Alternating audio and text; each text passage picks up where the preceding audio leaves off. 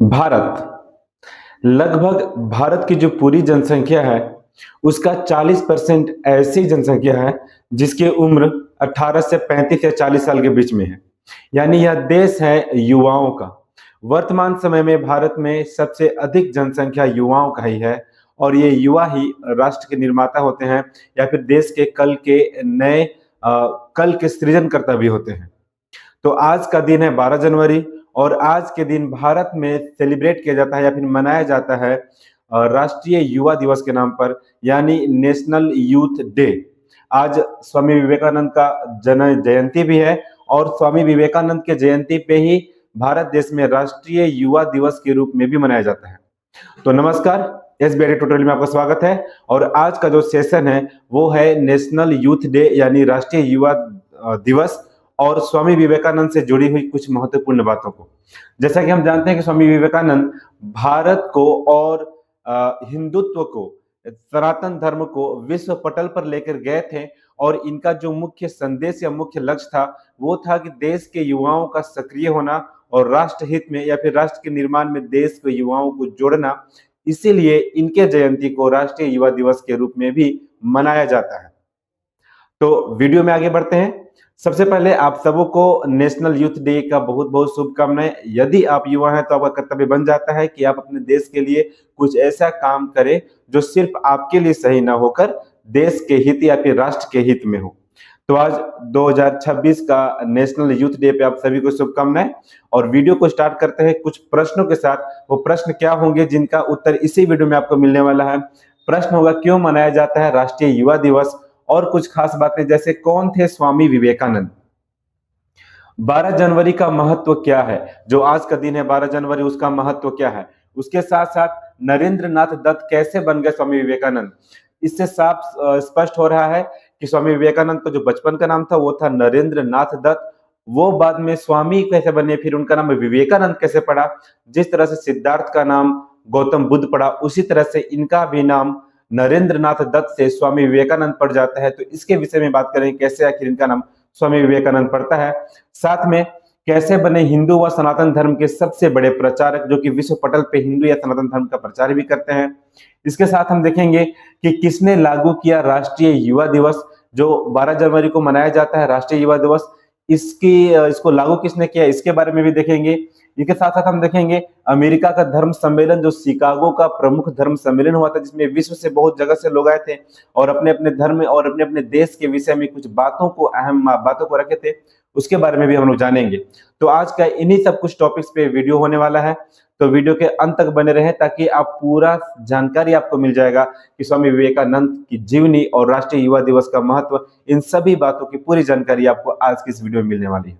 तो स्वामी विवेकानंद जिनका बचपन का नाम था नरेंद्र नाथ दत्त, उनका जन्म होता है 12 जनवरी 1863 को और जो उनके पिताजी थे उनका नाम था विश्वनाथ दत्त, उनकी माता का नाम था भुवनेश्वरी दत्त और जन्म स्थान कोलकाता। इस आप टाइटल दत्त टाइटल से भी जान सकते हैं, जैसे मिथुन दत्त। ऐसे दत्त टाइटल जनरली पश्चिम बंगाल में ही मिलते हैं। तो इनका जन्म का जो स्थान है वो कोलकाता यानी पश्चिम बंगाल में है और जो इनके गुरु थे जिनके नाम पे इन्होंने अपने गुरु के नाम पे बहुत बड़ा एक मिशन भी चलाया और सेवा का बहुत बड़ा एक संस्था भी इनके गुरु के नाम पे ही, उनका नाम था श्री रामकृष्ण परमहंस और उन्हीं के नाम पर इतना बड़ा संस्था अभी भी कार्यरत है पूरे देश में। इनका जो निधन है वो इनका निधन हो जाता है 4 जुलाई 1902 को। महज 39 साल की उम्र में ये संसार को छोड़ देते हैं और इनके निधन का कोई प्रमुख कारण नहीं मिल पाता है। कुछ लोगों का मानना है कि हृदय गति रुक जाने से इनका निधन हुआ था। बाकी इनके कुछ शिष्य लोग का कहना है, स्वामी विवेकानंद के जो शिष्य हैं उनका कहना है कि ये पहले ही बोल चुके थे कि मेरी उम्र 40 से ज्यादा नहीं होगी और एक बार संध्या कालीन में वो अपना वंदना करके रात में सोते हैं और वही सोते वक्त इनकी मृत्यु हो जाती है, इनका निधन हो जाता है। तो ये बेसिक परिचय था। इसके बाद अगर हम देखते हैं स्वामी विवेकानंद की और कुछ जीवनी के बारे में, तो बचपन से काफी जिज्ञासु और तार्किक थे, यानी हर प्रश्न पे इनका तर्क करना अच्छा लगता था। ये दर्शन के लिए बहुत उनके मन में जिज्ञासा या रुझान हुआ करता था। किसी भी बात को सिर्फ मान लेना नहीं, उसके जानने के पीछे भागते थे। यानी ये ऐसे व्यक्ति थे जो सिर्फ कही-कही बातों को मानना नहीं बल्कि उसको जानना, उसको पूरी तरह से समझना, इन सब बातों पे ज़्यादा विश्वास करते थे। तो बचपन से ही जिज्ञासु थे, तार्किक तो थे ही, और शिक्षा के दौरान अक्सर ईश्वर के अस्तित्व पे प्रश्न किया करते थे। ये सुनते थे कि ईश्वर होते हैं, लेकिन उनका अस्तित्व क्या है, कैसे, इस पे हमेशा इनका प्रश्न बना हुआ रहता था। हर विषय के बारे में गहराई से जानने का इनका जिज्ञासा, इच्छा हमेशा रहता था। इसीलिए जब ये शिक्षा प्राप्त कर रहे थे तो इनका जो शिक्षा हुआ था वो प्रेसिडेंसी कॉलेज कोलकाता से ही हुआ था। बाद में इनकी शिक्षा और आगे जो बढ़ी तो इसका शिक्षा स्कॉटिश चर्च मिशन कॉलेज से भी पूरा किया गया। इसके बाद भी ये दर्शन शास्त्र हो गया, वेदांत हो गया, उपनिषद हो गया, गीता या फिर पश्चिमी दर्शन के बारे में बहुत जिज्ञासु थे। उसके बारे में बहुत अध्ययन भी किया करते थे और उसके बारे में जानते थे। तो इन सभी विषयों के बारे में इनका पढ़ने समझने का जो क्षमता था बहुत अच्छा था। उसके बारे में जानने की बहुत इच्छा भी रखते थे। आगे बात करें कि जब उनके मन में ये तो इच्छा पहले से थी कि मैं ईश्वर के अस्तित्व के बारे में जानूं, क्या ईश्वर वास्तव में है तो दिखते कैसे हैं, क्या किसी ने ईश्वर को देखा है, ये सब इच्छा इनके मन में था। और इस प्रश्न के अपने मन में उठ रहे इन प्रश्नों का उत्तर वो बहुत जगह ढूंढ रहे थे, लेकिन कहीं से इनको जवाब नहीं मिल पा रहा था। कोई कोई जो धर्म गुरु होते थे वो उन पे भड़कते भी थे कि इस तरह का प्रश्न मत किया करो। लेकिन ऐसे ही जब इनको मालूम चलता है कि कोलकाता में ही एक बहुत बड़े संत आए हैं जिनका नाम है परमहंस, तो उनसे भेंट करने जाते हैं। शिक्षा प्राप्त करने के बाद भी उनके मन में ईश्वर को जानने की इच्छा तो बनी ही रहती है। उसके बाद 1881 में 18 वर्ष की आयु में विवेकानंद दक्षिणेश्वर काली मंदिर जो कोई कोलकाता में है वहां पे जाते हैं। वहां पे उनको मालूम चलता है कि परमहंस जी आए हुए हैं जो कि बहुत बड़े ज्ञानी या फिर बहुत संत व्यक्ति हैं। तो उनसे मिलने की उनकी इच्छा हुई, उनसे वो भेंट किए और रामकृष्ण परमहंस जी से वो मिलते हैं। मिलने के साथ उनका जो प्रश्न था वो पहला ही प्रश्न था, बिना किसी झिझक का, बिना किसी डर का, क्योंकि स्वामी विवेकानंद बहुत निडर भी माने जाते थे। तो बिना किसी डर या झिझक का सबसे पहला ही उनका प्रश्न था, क्या आपने ईश्वर को देखा है? जब रामकृष्ण परमहंस को ईश्वर के बारे में बात करते हुए सुने तो उनका पहला प्रश्न था जब उनसे मिले कि क्या आपने ईश्वर को देखा है? और वहीं पे रामकृष्ण परमहंस का उत्तर भी सटीक आता है और वो बोलते हैं हाँ, बिल्कुल स्पष्ट रूप से देखा है। ऐसा उत्तर स्वामी विवेकानंद को पहले कभी नहीं मिला था। जैसे ही रामकृष्ण परमहंस से उनको ये उत्तर मिलता है वो बहुत और इच्छुक होते हैं जानने के बारे में और कुछ जानने के लिए कि अगर ये बोल रहे हैं कि स्पष्ट देखा है तो इसके बारे में और कुछ जानने के लिए वो उनसे और ज्यादा मिलना शुरू करते हैं। और वो यही बात बोलते हैं कि हाँ, हमने ईश्वर को बिल्कुल स्पष्ट देखा, जैसे तुम्हें देख रहा हूं बिल्कुल इसी तरह से हमने ईश्वर को भी देखा है। इस विश्वासपूर्ण उत्तर से विवेकानंद प्रभावित हुए और रामकृष्ण परमहंस के प्रमुख शिष्य बन गए। उनसे शिक्षा ग्रहण करने लगे, ईश्वर के बारे में और जानने लगे और अध्ययन करने लगे और उनके परमानेंट शिष्य बन जाते हैं। इस तरह से उनका चर्चा हमेशा उनके गुरु रामकृष्ण परमहंस से स्वामी विवेकानंद का बना रहता था और वो अक्सर इन बातों पे चर्चा किया करते थे कि अगर ईश्वर है तो उसका स्वरूप क्या होगा, स्वरूप क्या क्या, वो दिखने वाला स्वरूप हो गया फिर महसूस करने वाला स्वरूप होगा, आखिर ईश्वर की सेवा कैसे की जा सकती है। इन सभी बातों पर चर्चाएं और ज्ञान अक्सर स्वामी विवेकानंद अपने गुरु रामकृष्ण परमहंस से लिया करते थे। उसके बाद जब उन्हें कुछ शिक्षा प्राप्त होता है तो वो कुछ संदेश देने लगते हैं। वो संदेश क्या होता है, वो उनका फोकस स्टार्टिंग से ही युवाओं के प्रति था। उनको लगता था कि अगर युवा सुदृढ़ हो जाएगा, युवा अगर कर्तव्यनिष्ठ हो जाएगा, युवा अगर निडर हो जाएगा, उसके मन में प्रश्न उठेंगे, प्रश्नों की अगर वो खोज करेगा तो निश्चित रूप से राष्ट्र का हित होगा और राष्ट्र विकास की ओर गति से बढ़ेगा। इसीलिए उनके जो प्रसिद्ध वाक्य थे वो भी युवाओं के लिए अधिकतर था। और उनका सबसे प्रसिद्ध वाक्य जो आज भी दोहराया जाता है बड़े बड़े सेमिनारों में, वो प्रसिद्ध वाक्य क्या है, उठो जागो और भागो और तब तक मत रुको जब तक अपने लक्ष्य को पा ना लो। यानी जो भी युवा हैं उन्हें तब तक मेहनत करनी है जब तक उनका लक्ष्य उनको मिल नहीं जाता है। आज की युवा किसी भी क्षेत्र में हो, चाहे वो स्पोर्ट के क्षेत्र में हो या फिर एजुकेशन के क्षेत्र में हो या फिर एग्रीकल्चर के क्षेत्र में हो, किसी भी क्षेत्र में हो, अगर आपके मन में कुछ जिज्ञासा है तो उसको पाने तक आपको भागते रहना है। जिस तरह से नरेंद्र दत्त यानी स्वामी विवेकानंद अपने मन के प्रश्न को लेकर वर्षों भटके कि आखिर ईश्वर का अस्तित्व है या नहीं है और उनको उसका जवाब उनके गुरु रामकृष्ण परमहंस देते हैं, उसी तरह से अभी के युवाओं को भी अपने मन में उठ रहे हर प्रश्न का जवाब ढूंढना चाहिए और तब तक ढूंढना चाहिए जब तक प्रश्न का उत्तर नहीं मिल जाता है। यानी आपको तब तक भागना है जब तक आपको आपका लक्ष्य नहीं मिल पाता है। तो सबसे पहले आपको अपना लक्ष्य बनाना है कि आप किस क्षेत्र में अपने लक्ष्य को बना रहे हैं। उसके बाद आपका जो भी क्षेत्र बना हो, अभी के समय में बहुत सारा क्षेत्र आपके समय सामान्य मिलता है, तो जो भी आप अपने लक्ष्य को बनाते हैं उसको पाने तक आपको मेहनत करना है, लगातार मेहनत करना है और तब तक मेहनत करना है जब तक आप अपने लक्ष्य को पा नहीं लेते हैं। उसके बाद युवाओं को वो बोले कर्मनिष्ठ होना चाहिए, राष्ट्र निर्माण में अपना योगदान देना चाहिए। यानी युवाओं को सिर्फ अपने भरण पोषण या फिर सिर्फ अपने स्वार्थ के लिए काम नहीं करना चाहिए, बल्कि उनका हर एक सोच राष्ट्र के निर्माण के लिए भी होना चाहिए। और यही बातें वो अक्सर अपने संदेश में किया करते थे। देश का भविष्य युवाओं के चरित्र से ही बनता है। उनका फोकस था कि युवाएं सिर्फ जो भी युवा है वो सिर्फ ज्ञान का ग्रहण न करे, ज्ञान के साथ वो चरित्रवान हो। यानी ज्ञानी वाणी के साथ साथ वो चरित्रवान भी हो, तभी ये राष्ट्र आगे बढ़ेगा, क्योंकि चरित्र ही विकास का सबसे बड़ा अहम पिलर हो जाता है। तो आगे देखते हैं, युवाओं में बल, बुद्धि और सेवा तीनों आवश्यक है। यानी जो भी युवा का चरित्र का निर्माण हो उसमें उसका बल भी हो, बुद्धि भी हो और सेवा का भावना भी हो। अगर बल और बुद्धि है और सेवा का भावना युवाओं में नहीं है या फिर किसी व्यक्ति में नहीं है, तो उसके बल और बुद्धि का भी कोई अर्थ नहीं रह जाता है। यही कुछ संदेश स्वामी विवेकानंद का हमेशा युवाओं के लिए रहा है। आगे देखते हैं, केवल ज्ञान नहीं, चरित्र निर्माण अधिक आवश्यक है। उसके साथ साथ युवा के लिए आवश्यक और क्या हो जाता है, तो आप में विश्वास होना चाहिए, अनुशासन होना चाहिए युवा में अगर वो किसी लक्ष्य को पाना चाहता है। साथ ही निडरता हो, कोई भी प्रश्न करने से पूछे ना, क्योंकि प्रश्न करने का अधिकार उसको है। तो कोई भी प्रश्न करने से पहले सोचे ना, डरे ना, निडर होकर प्रश्न करे और उन सभी जो उपलब्धियों को सेवा के रूप में प्रयोग करे। और सेवा अवश्य दे, सेवा का भावना भी होना आवश्यक है। अब अभी तक तो वो नरेंद्र नाथ दत्त थे, लेकिन अब वो स्वामी कैसे बनते हैं उसके बारे में हम जानते हैं। स्वामी विवेकानंद का सन्यास का सफर, कि आखिर वो सन्यास क्यों ग्रहण किए। तो 1886 ईस्वी में 23 साल के उम्र में सन्यास ग्रहण कर लेते हैं और 1886 ईस्वी में ही उनके गुरु रामकृष्ण परमहंस की निधन भी हो जाती है। तो उसी समय सन्यास को ग्रहण कर लेते हैं, महज 23 साल की उम्र में सन्यास ग्रहण करते हैं और देश भर का भ्रमण कर भारत की आत्मा, गरीबी, सामाजिक विविधता और अज्ञानता को समझने का प्रयत्न करते हैं।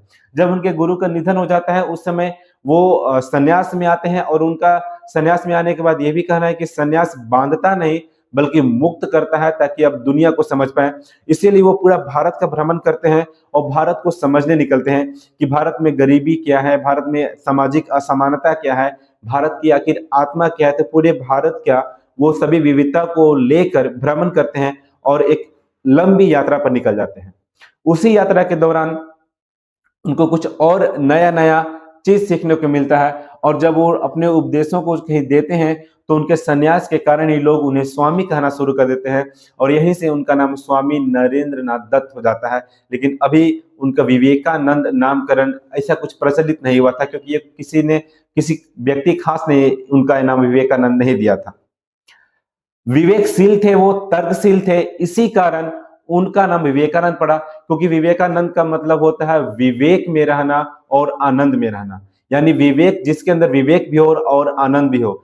तो जो नरेंद्र नाथ दत्त थे वो विवेकशील भी थे, उनको कुछ नए सीखने का भी इच्छा हुआ करता था और उनके अंदर उन सीखने का आनंद भी आता था, इसीलिए उनका नाम विवेकानंद हो गया और लोग उनको विवेकानंद के नाम से भी जानने लगे।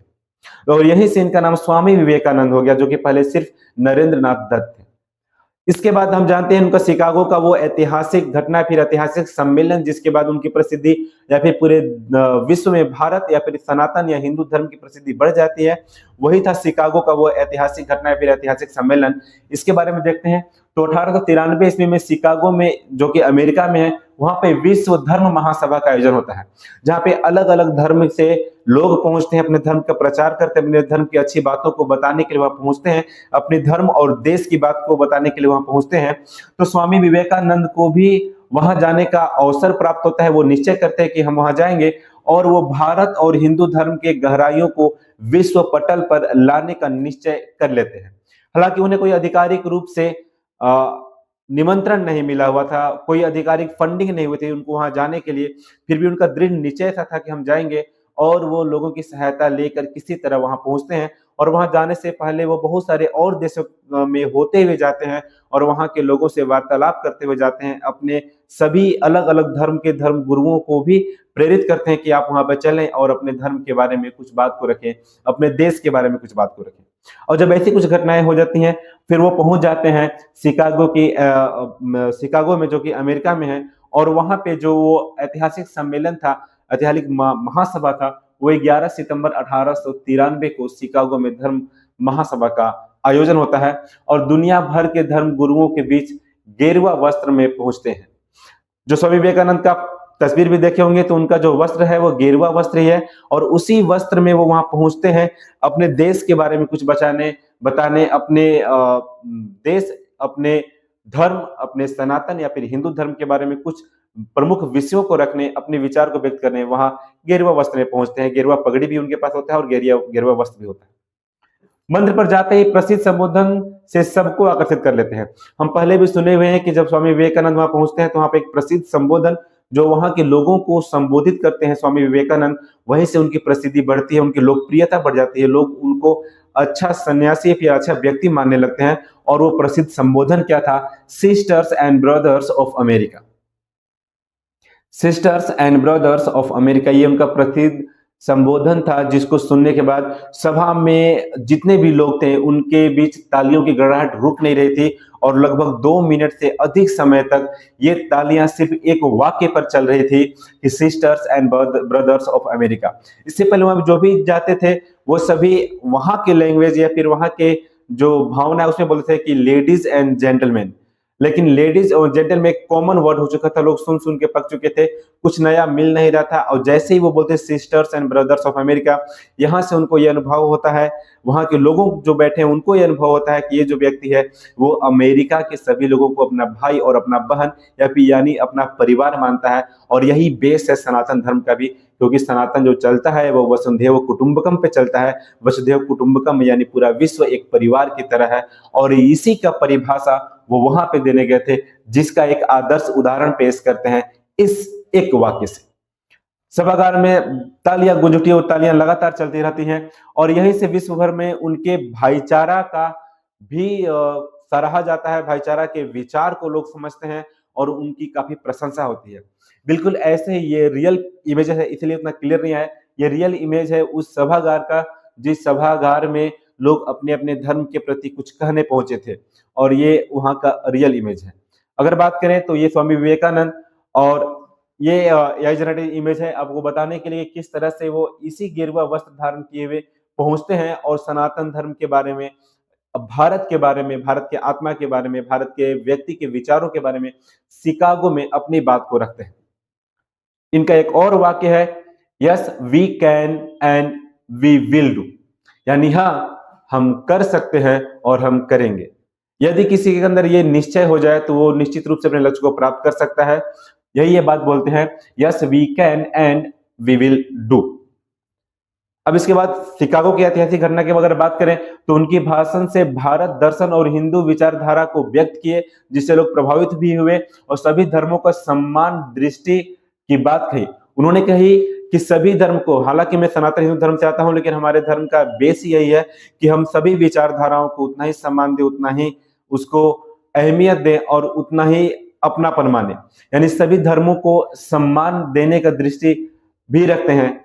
इसके साथ साथ शिकागो के बाद भारत और हिंदुत्व को वैश्विक सम्मान मिला। उनके इस ऐतिहासिक भाषण के बाद पूरे विश्व में सनातन धर्म या फिर हिंदुत्व या फिर भारत को एक सम्मान के रूप से देखा जाने लगा, यानी यहाँ के विचारों को समझने का प्रयास भी किया जाने लगा। और यहीं से बहुत लोगों में ये बात भी आई कि स्वामी विवेकानंद जो है वो विश्व गुरु के रूप में देखे जाने चाहिए।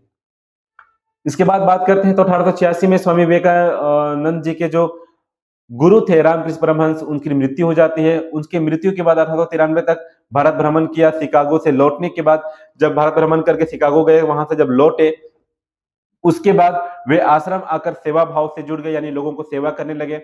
और इसी क्रम में स्वामी विवेकानंद ने 1 मई 1897 को बेलूर, जो कि कोलकाता में ही है, में रामकृष्ण मिशन की स्थापना करते हैं। और इस रामकृष्ण मिशन से लोगों की सेवा करना यहीं पे जुड़ जाते हैं। तो अगर प्रश्न बनता है कि रामकृष्ण मिशन की स्थापना किसने की और कब की, तो रामकृष्ण मिशन जो आज भी पूरे भारत में अलग अलग क्षेत्रों में कार्य कर रहा है सेवा के रूप में, उसकी स्थापना स्वामी विवेकानंद ने की है। और वो 1 मई को की, 1 मई 1897 को हुई थी इसकी स्थापना। और ये स्थापना बेलूर कोलकाता में किया गया था। इसके बाद बात करते हैं कि उनके अंतिम समय जब आता है तो पूरे भारत में सेवा का भाव लेकर रामकृष्ण मिशन के माध्यम से युवाओं को जगाया और 5 वर्षों तक सेवा लगातार सेवा में लगे रहे। उसके बाद 4 जुलाई 1902 को बेलूर मठ में ही जो वो मिशन वो शुरुआत किए थे, जो मठ की शुरुआत की थी, जिसकी स्थापना की थी, उसी मठ में कोलकाता में ही रात्रि में सोते हुए स्वामी जी की निधन हो जाती है। कारण कुछ लोगों का कहना हृदय गति रुक गया था और कुछ लोगों का कारण है कि वो स्वयं अपना देह त्याग किए हैं, यानी वो अपनी इच्छा से अपना देह त्याग किए, अपनी इच्छा से मृत्यु को प्राप्त की है। कुछ लोगों का यह भी मानना है। इसके बाद स्वामी विवेकानंद ने सारी उम्र युवाओं को चरित्र के निर्माण के बारे में बात किया, राष्ट्र सेवा के बारे में वो निर्देश देते रहे और युवाओं के प्रति उनका यही रुझान से उनकी प्रसिद्धि और बढ़ी और उनके व्यक्तित्व को जीवित रखने के लिए 1984 ईस्वी में जो कि इंदिरा गांधी का उसमें सरकार था, यानी कांग्रेस का सरकार था, इंदिरा गांधी प्रधानमंत्री थी, उनकी सरकार में ही स्वामी विवेकानंद के जो जयंती था 12 जनवरी को, उसको राष्ट्रीय युवा दिवस के रूप में मनाने की घोषणा की जाती है और फिर 12 जनवरी 1985 से हर साल 12 जनवरी को राष्ट्रीय युवा दिवस के रूप में मनाया जाने प्रारंभ हो गया, शुरू हो जाता है। तो दूसरा प्रश्न ये बनता है कि आखिर स्वामी विवेकानंद की जयंती को राष्ट्रीय युवा दिवस मनाने की घोषणा किस सरकार में हुई, कब हुई? तो ये घोषणा हुई थी 1984 में इंदिरा गांधी की सरकार में, जब प्रधानमंत्री इंदिरा गांधी थी, और ये मनाया जाने लगा 12 जनवरी 1985 से, जो पहली बार इसको मनाया गया। इसके अनुसार अगर हम आज बात करें, आज 12 जनवरी 2026 है, तो आज 12 जनवरी 2026 को ये राष्ट्रीय युवा दिवस का 42वां साल है, यानी ये 42वां राष्ट्रीय युवा दिवस के रूप में आज मनाया जा रहा है या मनाया जाएगा। इसके बाद कई आंकड़ों और अनुमान के अनुसार वर्तमान में भारत में लगभग 40% युवा ऐसे हैं जिनकी उम्र 18 से 35 वर्ष हो, और 18 से 35 वर्ष के जो भी युवा होते हैं या फिर जो भी व्यक्ति होते हैं, वो एक एसेट के रूप में यूज होना चाहिए। एसेट मतलब वैसे यूज होना चाहिए जो कुछ कर सकें, जो देश को कुछ दे सकें, क्योंकि एक उम्र ढलने के बाद जब उम्र निकल जाती है तो फिर देश को उनके लिए कुछ करना होता है। लेकिन अभी हमारे पास 40% ऐसी युवा पीढ़ियां हैं जो कुछ करने के लिए तत्पर है, बस उनको सही निर्देश और सही रास्ता चाहिए, मार्गदर्शन चाहिए, ताकि वो देश निर्माण में, राष्ट्र निर्माण में अपना कुछ योगदान दे पाए। दूसरी बात, राष्ट्र निर्माण में युवाओं का सही उपयोग होना बहुत आवश्यक है, और यही युवा जो आज वरदान है कल बोझ हो जाएगा। निश्चित रूप से आज अगर किसी का उम्र 18 साल, 20 साल, 25 साल, 30 साल, 35, 40 साल है, तो वो अपने लिए खुद भी कर रहा है और आगे भी करता रहेगा। कल को यही जो जनसंख्या है युवाओं का, ये कल को जब 60 साल की हो जाएगी, 50 साल की हो जाएगी, तो ये जनसंख्या एक वरदान नहीं बोझ हो जाएगा। अभी वरदान के रूप में इसको यूज किया जाना चाहिए, और अभी जो युवा है उसको देश निर्माण में, अपने भविष्य के निर्माण में काम करते रहना चाहिए। तो अंत में फिर वही बात आ जाती है स्वामी विवेकानंद की। सभी युवाओं के लिए आज राष्ट्रीय युवा दिवस के शुभ अवसर पर, इस दिन पे मैं यही कहूंगा युवाओं को कि आप में वो कैपेसिटी है, आप में वो स्ट्रेंथ है, आप में वो समय है, तो अपने समय को आप व्यर्थ रील्स देखकर या फिर और भी कुछ ऐसे सोशल मीडिया एक्टिविटीज के साथ व्यर्थ न करें, फालतू का गेम्स खेल के व्यर्थ न करें। आप अपने एजुकेशन, अपने ज्ञान को अर्जित करें, क्योंकि आपका ज्ञान अगर रहेगा तो हर क्षेत्र में काम करेगा।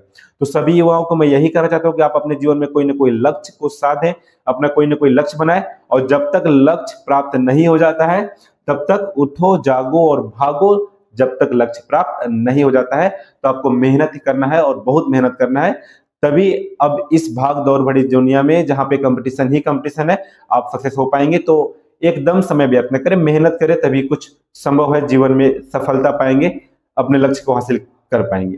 तो स्वामी विवेकानंद को ट्रिब्यूट करते हुए इस वीडियो को आज यहीं पे समाप्त करते हैं। आप सबको हैप्पी यूथ डे, राष्ट्रीय युवा दिवस की बहुत बहुत शुभकामनाएं।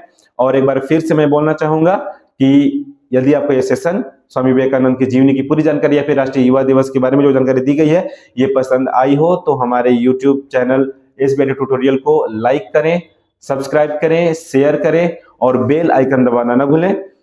और आज के लिए इतना ही, हम लोग जल्दी मिलते हैं अगले वीडियो में, तब तक के लिए धन्यवाद।